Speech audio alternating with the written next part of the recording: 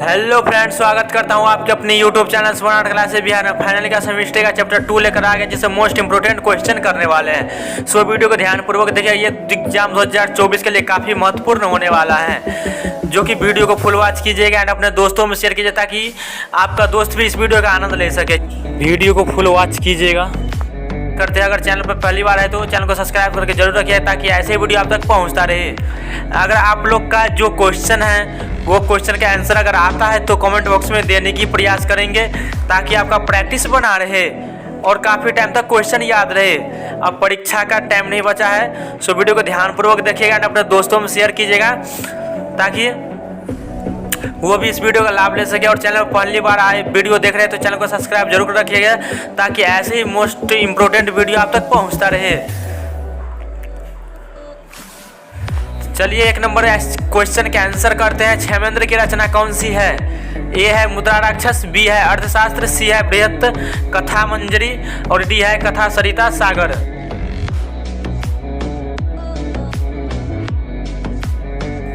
एक number question का आपका सी द राइट आंसर हो जाएगा बृहत कथा मंजरी। बृहत कथा मंजरी see the right answer.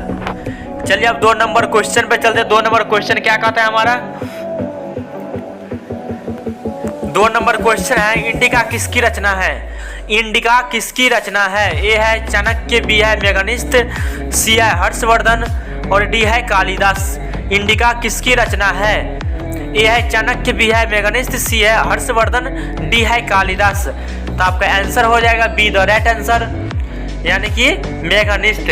Indica किसकी रचना है? तो आप लोग का क्या आंसर होगा? मेघनिष्ठ। बी द आपका राइट आंसर हो जाएगा।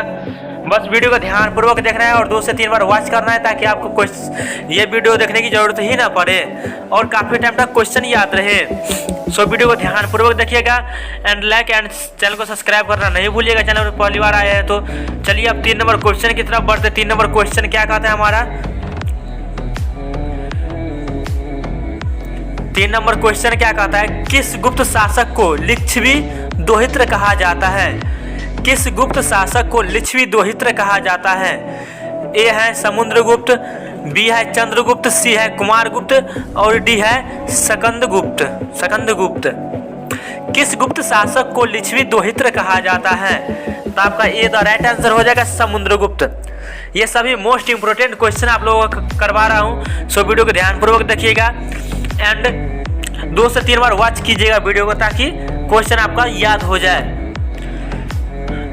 3 नंबर क्वेश्चन का आंसर ए हो जाएगा, यानी कि A the right answer Samudragupta. Samudragupta.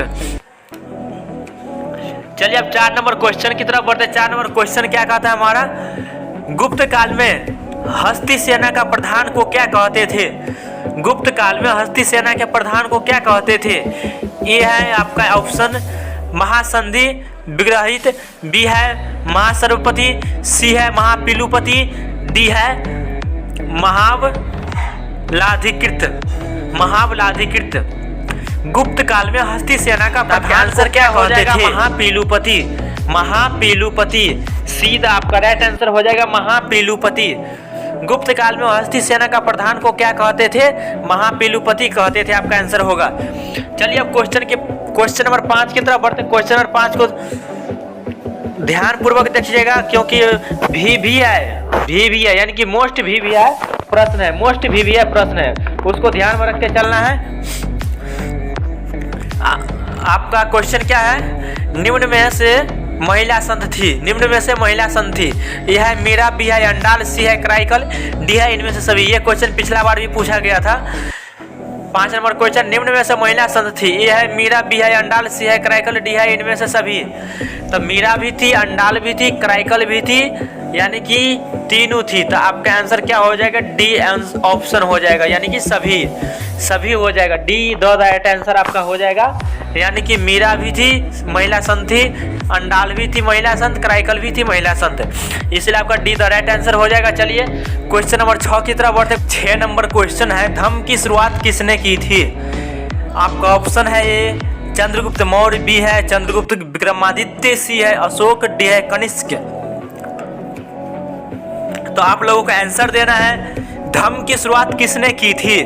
ए है चंद्रगुप्त मौर्य, बी है चंद्रगुप्त विक्रमादित्य, सी है अशोक, डी है कनिष्क। तो आपका धम्म की शुरुआत अशोक ने किया था, जो कि बहुत ही शक्तिशाली राजा था। धम्म की शुरुआत अशोक ने किया था, सीधा आपका राइट आंसर हो जाएगा।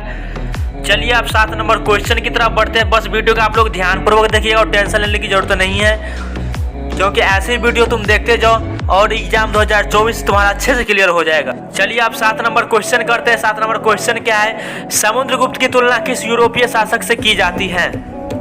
समुद्रगुप्त की तुलना किस यूरोपीय शासक से की जाती है?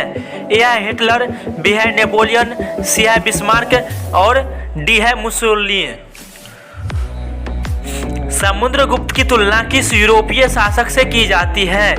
ए है हिटलर, बी है नेपोलियन, सी है बिस्मार्क, डी है मुसोलिनी। तब आंसर क्या हो जाएगा? आंसर हो जाएगा नेपोलियन। समुद्रगुप्त की तुलना किस यूरोपीय शासक से की जाती है? तो नेपोलियन से की जाती है। आपका बी द आपका राइट आंसर हो जाएगा, बी द राइट आंसर। चलिए अब 8 नंबर क्वेश्चन की तरफ बढ़ते हैं। 8 नंबर क्वेश्चन क्या है हमारा? मौर्य वंश का संस्थापक कौन था? ए है चंद्रगुप्त, बी है बिंदुसार, सी है अशोक, डी है कुणाल। मौर्य वंश का संस्थापक कौन था? तो आपका ए हो जाएगा चंद्रगुप्त मौर्य। चंद्रगुप्त मौर्य था मौर्य वंश का संस्थापक चंद्रगुप्त, यानी कि ए आपका राइट आंसर हो जाएगा। चलिए अब 9 नंबर क्वेश्चन की तरफ बढ़ते हैं। 9 नंबर क्वेश्चन क्या कहता है हमारा? चंद्रगुप्त की मृत्यु कहाँ हुई थी? चंद्रगुप्त की मृत्यु कहाँ हुई थी? ए है पाटलिपुत्र में, बी है तक्षशिला, सी है श्रवणबेलगोला और डी है उज्जैनी। चंद्रगुप्त की मृत्यु कहाँ हुई थी? तो आपका श्रवणबेलगोला में चंद्रगुप्त की मृत्यु हुई थी, तो सीधा आपका राइट आंसर हो जाएगा। चलिए अब क्वेश्चन नंबर 10 की तरफ बढ़ते हैं। क्वेश्चन नंबर 10 क्या है हमारा? चंद्रगुप्त मौर्य किस धर्म को मानने वाला था? ए है बौद्ध धर्म, बी है जैन धर्म, सी है शैव धर्म और डी है वैष्णव धर्म। चंद्रगुप्त मौर्य किस धर्म को मानने वाला था? ए है बौद्ध धर्म, बी है जैन, सी है शैव धर्म और डी है वैष्णव धर्म। तो आपका बी आपका राइट आंसर हो जाएगा, जैन धर्म। बी द राइट आंसर हो जाए जैन धर्म। चलिए क्वेश्चन नंबर 11 की तरफ बढ़ते हैं। ये सब भी ऑब्जेक्टिव क्वेश्चन करवा रहा हूँ, सो वीडियो को ध्यानपूर्वक देखिएगा एंड अपने दोस्तों में शेयर कीजिएगा और 2 से 3 बार वॉच कीजिएगा, ताकि तुमको फिर ये वीडियो देखने की जरूरत ही ना पड़े। चलो आप क्वेश्चन नंबर 11 की तरफ बढ़ते हैं। क्वेश्चन नंबर 11 का है हमारा? मौर्य वंश का अंतिम राजा कौन था? मौर्य वंश का अंतिम राजा कौन था? ए है अशोक, बी है कुणाल, सी है संप्रति और डी है बृहदर्थ। मौर्य वंश का अंतिम राजा कौन था? ए है अशोक, बी है कुणाल, सी है संप्रति और डी है बृहदर्थ। तो आपका बृहदर्थ राइट आंसर हो जाएगा, डी तो आपका राइट आंसर हो जाएगा। चलिए अब 12 नंबर क्वेश्चन की तरफ बढ़ते हैं। 12 नंबर क्वेश्चन क्या है हमारा? मौर्यकालीन टकसाल का प्रधान कौन था? मौर्यकालीन टकसाल का प्रधान कौन था? ए है कोषाध्यक्ष, बी है मुद्रा राक्षस और सी है पांड्याध्यक्ष और डी है लवणाध्यक्ष। तो आपका आंसर कौन सा हो जाएगा? आंसर हो जाएगा सीधा आपका राइट आंसर, पांड्याध्यक्ष। मौर्यकालीन टकसाल का प्रधान कौन था? तो पांड्याध्यक्ष था। आपका सीधा आपका राइट आंसर हो जाएगा। चलिए अब अगला नंबर क्वेश्चन पे चलते हैं। 13 नंबर क्वेश्चन क्या है हमारा? मौर्य वंश की राजधानी कहाँ थी? मौर्य वंश की राजधानी कहाँ थी? ए है विदिशा, बी है दिल्ली, सी है पाटलिपुत्र और डी है राजगीर। मौर्य वंश की राजधानी कहाँ थी? तो मौर्य वंश की राजधानी आप लोगों की कहाँ थी? तो पाटलिपुत्र में थी। पाटलिपुत्र मौर्य वंश की राजधानी कहाँ थी? पाटलिपुत्र में थी। सीधा आपका राइट आंसर हो जाएगा। बस वीडियो को ध्यानपूर्वक देखिएगा और अपने दोस्तों में जम करके शेयर कीजिए, ताकि ऐसे ही वीडियो आपके दोस्त के पास पहुंचे जो कि बिहार बोर्ड एग्जाम 2024 में 14 नंबर क्वेश्चन है हमारा। मौर्यकालीन कलिंग राज्य कहाँ स्थित था? ए है बिहार में, बी है बंगाल में, सी है उड़ीसा में और डी है मध्य प्रदेश। मौर्यकालीन कलिंग राज्य कहाँ स्थित था? तो आपका सीधा राइट आंसर हो जाएगा, उड़ीसा में स्थित था। मौर्यकालीन कलिंग राज्य कहाँ स्थित था? उड़ीसा में स्थित था। सीधा आपका राइट आंसर हो जाएगा। चलिए अब अगला नंबर क्वेश्चन पे बढ़ते हैं। अगला नंबर क्वेश्चन क्या है, मौर्य प्रशासन में समाहर्ता कौन था? मौर्य प्रशासन में समाहर्ता कौन था? मौर्य प्रशासन में समाहर्ता कौन था? यह केंद्रीय मंत्री, बी है राजकीय कर संग्रह अधिकारी, सी है मुख्य न्यायाधीश और डी है अंतःपुर का रक्षक। तो आपका बी द आपका राइट आंसर हो जाएगा, राजकीय कर संग्रह अधिकारी, राजकीय कर संग्रह अधिकारी। चलिए अब 16 नंबर क्वेश्चन की तरफ बढ़ते हैं। 16 नंबर क्वेश्चन क्या है हमारा, मौर्य काल में ब्राह्मदेय क्या था? ए है पशुदान, बी है धन दान, सी है भूमि दान, डी है कृषि दान। मौर्य काल में ब्राह्मदेय क्या था? ए है पशुदान, बी है धन दान, सी है भूमि दान और डी है कृषि दान। तो आपका भूमि दान आंसर हो जाएगा, सीधा आपका राइट आंसर 16 नंबर क्वेश्चन का। चलिए अब 17 नंबर क्वेश्चन पे चलते हैं। 17 नंबर क्वेश्चन क्या है, अशोक का व्यक्तिगत धर्म क्या था? अशोक का व्यक्तिगत धर्म क्या था? ए है बौद्ध धर्म, बी है जैन धर्म, सी है शैव धर्म, डी है वैष्णव धर्म। अशोक का व्यक्तिगत धर्म क्या था? तो आपका ए द राइट आंसर हो जाएगा, बौद्ध धर्म, बौद्ध धर्म था। चलिए अब 18 नंबर क्वेश्चन की तरफ बढ़ते हैं। 18 नंबर क्वेश्चन क्या है हमारा, अशोक ने महेंद्र और संघमित्रा को धर्म प्रचार के लिए किस देश में भेजा? अशोक ने महेंद्र और संघमित्रा को धर्म प्रचार के लिए किस देश में भेजा? जापान में, मिस्र में, बर्मा में, सिंहल द्वीप में। अशोक ने महेंद्र और संघमित्रा को धर्म प्रचार के लिए किस देश में भेजा?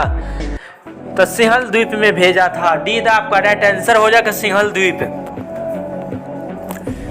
चलिए अब 19 नंबर क्वेश्चन करते हैं। 19 नंबर क्वेश्चन क्या है हमारा, अशोक किस वंश का शासक था? अशोक किस वंश का शासक था? ए है नंद वंश, बी है मौर्य वंश, सी है गुप्त वंश, डी है चोल वंश। अशोक किस वंश का शासक था? तो अशोक था मौर्य वंश का शासक, मौर्य वंश का शासक था अशोक। तो आपका बी द राइट आंसर हो जाएगा। बस 3 महीने आप लोग मेहनत कर लीजिए, कड़ी मेहनत, बस आपका रिजल्ट आने की रिजल्ट 100% मैं गारंटी के साथ कहता हूँ। आप लोग मेरे साथ बने रहिए, रिजल्ट आपका 85% प्लस आएगा। बस आप लोग वीडियो देखते रहिएगा ध्यानपूर्वक और 2 से 3 बार वॉच करना है वीडियो को। चलिए 20 नंबर क्वेश्चन करते हैं। 20 नंबर क्वेश्चन क्या है हमारा, अशोक कौन से बौद्ध भिक्षु के प्रभाव में आकर बौद्ध धर्म का समर्थक बन गया? अशोक कौन से बौद्ध भिक्षु के प्रभाव में आकर बौद्ध धर्म का समर्थक बन गया? यह है उपगुप्त, बी है उपाली, सी है राधागुप्त और डी है नागसेन। अशोक कौन से बौद्ध भिक्षु के प्रभाव में आकर बौद्ध धर्म का समर्थक बन गया? तो उपगुप्त के प्रभाव में आकर बौद्ध धर्म का समर्थक बन गया। चलिए आप क्वेश्चन नंबर 21 की तरफ बढ़ते हैं। क्वेश्चन नंबर 21 क्या है हमारा, राजगृह की नगर वधु का नाम था? राजगृह की नगर वधु का नाम क्या था? माधवी, अम्बपाली, तिस्य रक्षिता और डी है सालवती। राजगृह की नगर वधु का नाम था, नाम क्या था नगर वधु का? राजगृह की नगर वधु का नाम क्या था? तो आपका आंसर हो जाएगा D the right answer, Salavati. Salavati answer आपका हो जाएगा, डी द राइट आंसर। चलिए अब क्वेश्चन नंबर 22 की तरफ बढ़ते हैं। क्वेश्चन नंबर 22 क्या कहता है हमारा, किसने लिखा वास्तविक सुकर्म वो है जिससे प्रजा सुखी तथा संपन्न है? किसने लिखा वास्तविक सुकर्म वो है जिससे प्रजा सुखी तथा संपन्न है? ए है मेघनिष्ठ ने, बी है चंद्रगुप्त ने और सी है बिंदुसार, डी है कौटिल्य। किसने लिखा वास्तविक सुकर्म वो है जिससे प्रजा सुखी तथा संपन्न है? ये है मेघनिष्ठ, बी है चंद्रगुप्त, सी है बिंदुसार, डी है कौटिल्य। तो आपका डी द राइट आंसर हो जाएगा, कौटिल्य। डी द आपका राइट आंसर कौटिल्य हो जाएगा।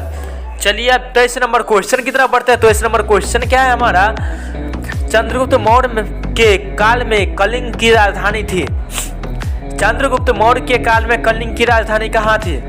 चंद्रगुप्त मौर्य के काल में कलिंग की राजधानी कहाँ थी? यह है तक्षशिला, बी है उज्जैनी, सी है तोसाली और डी है पाटलिपुत्र। तो आपका हो जाएगा तोसाली। सीधा आपका राइट आंसर हो जाएगा। चंद्रगुप्त मौर्य के काल में कलिंग की राजधानी कहाँ थी? तो तोसाली हो जाएगी। चलिए अब 24 नंबर क्वेश्चन की तरफ बढ़ते हैं। 24 नंबर क्वेश्चन क्या कहता है हमारा? आर्यभट्ट कहाँ का वासी था? आर्यभट्ट कहाँ का वासी था? मालवा का, कश्मीर का, तक्षशिला का, पटना का? आर्यभट्ट कहाँ का वासी था? ए है मालवा, बी है कश्मीर, सी है तक्षशिला, डी है पटना। तो पटना का वासी था आर्यभट्ट। पटना जो कि बिहार में पड़ता है। चलिए 25 नंबर क्वेश्चन की तरफ बढ़ते हैं। 25 नंबर क्वेश्चन क्या है हमारा? द्वितीय नगरीकरण के नगरों को क्या कहा जाता है? द्वितीय नगरीकरण के नगरों को क्या कहा जाता है? ए है ताम्रयुगीन नगर, बी है कांस्ययुगीन नगर, सी है लौहयुगीन नगर, डी है इनमें से कोई नहीं। तो आपका लौहयुगीन नगर कहा जाता है। द्वितीय नगरीकरण के नगरों को क्या कहा जाता है? तो लौहयुगीन नगर कहा जाता है। सीधा आपका राइट आंसर हो जाएगा। सीधा राइट आंसर। चलिए आज की वीडियो में 25 ही क्वेश्चन कवर किए हैं और अगली वीडियो पार्ट 2 आएगा जिसमें 25 से आगे कवर करेंगे।